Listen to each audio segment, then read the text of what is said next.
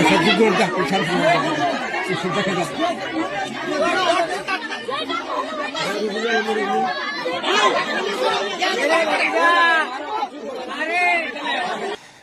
हाग्रामा महिलारि सारा एसटिखौ फानहरबायब्ला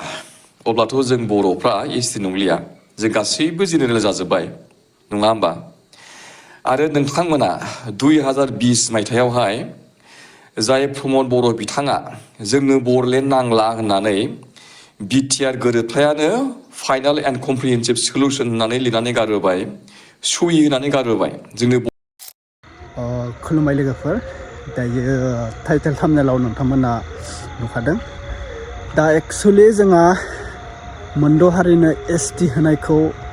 होबथानायनि गोबां सेंग्राफोर सिख्लाफोर गोबां दावराव खालामदोंमोन नालाय दा बिनि सायावनो सोरबा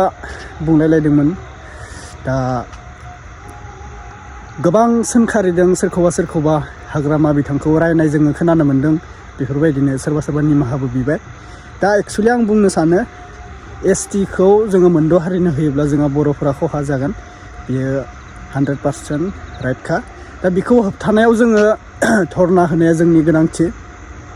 आरो जोङो मोनद' हारिनो जुदि एसटि होमारोब्ला जोंनि बर' हारिया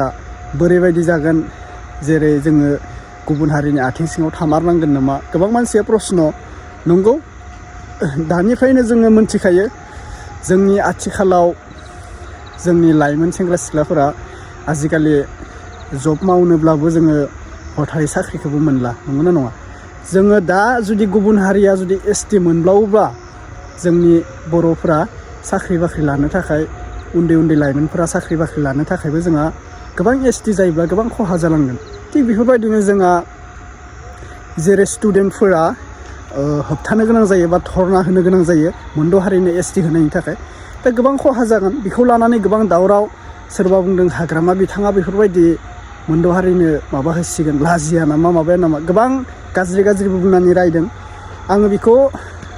रायनायखौ आं गाज्रि सानाखै नाथाय एसे खुगा मोजाङै बुंब्लानो जाबाय बेफोरबायदि खुगाखौ लेथ्रा बुंलायनानै रायनो दरखार गैया नंगौना नङा हाग्रामा बिथांखौल' नङा उन्दै गिदिर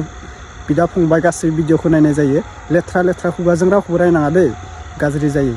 नों फोरोंनायसो जागोन उन्दै गथ'फोरखौ बेफोरबायदि रायोब्ला बेनिखायनो रायनायनिबो मोन्थाय दोङो बा रायनायनिबो मोनसे नियम दोङो लिमिट दोङो बेफोरबायदि लेथ्रा रायबा मानसिया जे मोजां जागोन बेफोरबायदि नङा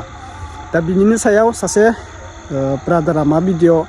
बा मा आदैया मा भिडिअ होदों नोंथांमोना नायग्रोना ला फार्स्टआवनो बयनिसिमबो फिन खेब बरायहरबाय जायफ्रा चेनेलाव गोदान साबस्क्राइब खालामना लाबानो जाबाय आरो थेंक इउ स' माच नोंथांमोना गावनि गामिखौ डिस्ट्रिक्टखौ खोन्थाहरनायनि थाखाय दा दिनैबो खोन्थाहरफिनलायदो नोंथांमोना बबे डिस्ट्रिक्टनिफ्राय आंनि भिडिअखौ नायगासिनो दङ गोबां मोजां साबायखर थाबाय नोंथांमोना गामिखौ खोन्थाहरगासिनो क'क्राझार उदालगुरि बाक्सा चिरां गसाइगाव बङाइगाव तामुलपुर रङिया नलबारि गासै सिमोनसापुरि आंनो खोन्थाहरगासिनो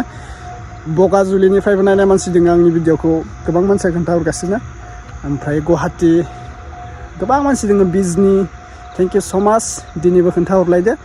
नोंथांमोना बबेनिफ्राय आंनि भिडिअखौ नायगासिनो ओमफ्राय चेनेलखौ साबस्क्राइब खालामना लानायनि थाखाय थेंक इउ स' माच थाबैनो 50K साबस्क्राइब खालामना दोन नैबे गोदान चेनेल बेयाव बर' आपडेट नुनो मोनबाय थागोन दा नायलांदो जोंहा सासे ब्रादारा मा बाथ्रा बुंदों रं ना राइट नोंथांमोना खोन्थाहरबानो जाबाय नायगिरना ला सानैसो आइजोफोर बर' आइजोफोर आं गासैबो आइजोफोरखौ बुङाखै माने जाय बिथांमोना फेसबुक क्रिएटर आं गासैबो फेसबुक क्रिएटर आइजोफोरखौ बुङाखै माने सानै साथामसोखौल' आं बुंदों बिथांमोनहा एसटि होनाय होयिखौ लानानै जाय बिथांमोना एसटिनि होनाय होयिनि जेबो ABCD मिथि रोङा बिथांमोना हाग्रामा महिलारि सारखौहाय ओरैबायदि गाज्रि भाषाजोंहाय रायदों सोंखारिदों ओरैबायदि लेथ्रा भाषाफोरजोंहाय सोदोबफोरखौ बाहायनानै सोंखारिदों जे बिथांमोननि सोंखारिनाय रावफोरखौ न'खरसेनि बिमा बिफा बिदा फंबाय बिब' बिनानाव गासैबो नायजाया बिथांमोननि जा भिडिअ आपल'ड खालामनाय हाग्रामा महिलारि सारखौ रायनानै बेखौहाय न'खरसेनि गासैबो सोद्रोमाफ्रा मेम्बार्सफोरा नायजाया ओरैबायदि मुगैथाव UPPL राजखान्थि हान्जानि सानैसो दैदेनगिरिफोरा बिथांमोनखौ थुलुंगा होदों जे हाग्रामाखौ ओरै ओरै भाषा बाहायनानै राय, ओरै ओरैबायदि स्लें वार्ड्सफोर, मुगैथाव सोंखारिजाथाव माने गोबाल' मोनलायनाय रावफोरखौ बाहायनानै राय होननानै UPPLनि दैदेनगिरि सानैसो बिथांमोना बे सानैसोल' फेसबुक क्रिएटर बिथांमोनखौहाय थुलुंगा हरदों रायनो थाखाय आरो बेफोरखौनो बिथांमोना थुलुंगानाय मोननानै हाग्रामा महिलारि सारखौहाय ओरैबायदि गाज्रि गाज्रि स्लें वार्ड्सफोर बाहायनानै रायबाय, सोंखारिबाय। बियो जोंनि बर'नि समाजाव, बर'नि ससाइटियावहाय जोबोद मुगैजाथाव आरो सोंखारिजाथाव। बिथांमोना बेबायदि सोदोब बाहायनानै हाग्रामा महिलारि सारखौ रायनो मोननायखाय जानो हागौ जे बिथांमोना जोबोद गोग्गानाय मोन्दों जानो हागौ। जोंबो हायो माथो, जोंबो रोंगौ माथो, जोंबो बाहायनो रोंगौ माथो, जोंबो रायनो हायो माथो गिदिर मानसिखौब्लाबो होननानै बिथांमोना साननो हागौ। नाथाय बेबायदि मुगैथाव, सोंखारिजाथाव आरो स्लें वार्ड्सफोर बाहायनानै जायफ्रानाखि जोंनि समाजाव पाब्लिकलि बाहायजाया जाय सोदोबफ्रा, बेफोरखौ बाहायनानै रायनो मोननायखाय जोबोद माने गाव गावखौनो देरगानाय बायदि मोन्दों जानो हागौ। नाथाय बेबायदि सोदोबफोर बाहायनानै रायनानै बिथांमोना गाव गावखौनो एक्सप'ज खालामनानै लानायसो जादों। माने गाव मा रोखोमनि मानसि, गाव माने मा आखुनि मानसि, गाव माने बेसेबां गोथार गोसोनि मानसि,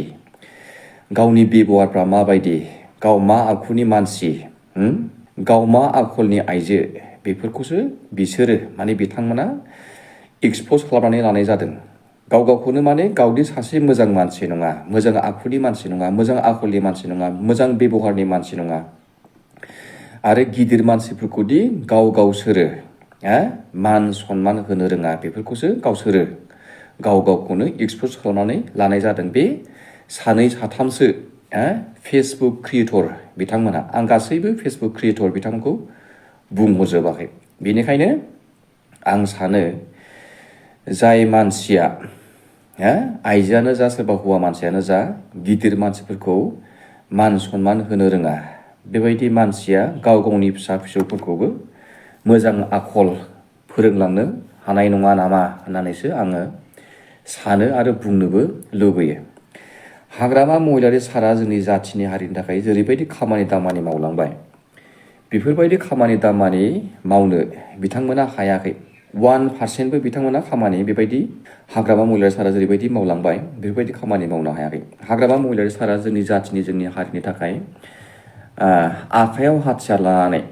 बोसोर बोसोर हामा दैमा, हाजो हाला, हाग्रा बंग्रा, दै बोरि, सान हर आरो आर्मि पुलिसनि गुलिफोरखौ एराय एरायनो बिथाङा दावहा नांदोंमोन। मालाबा आर्मिजों गावफ्लेजादों, मालाबा पुलिसजों गावफ्लेजादों, मालाबा आर्मि पुलिसफोरजोंहाय गावलायनो गोनां जादों। बेबायदि जोबोद साद जारला दुखु दाहानि गेजेरजोंहाय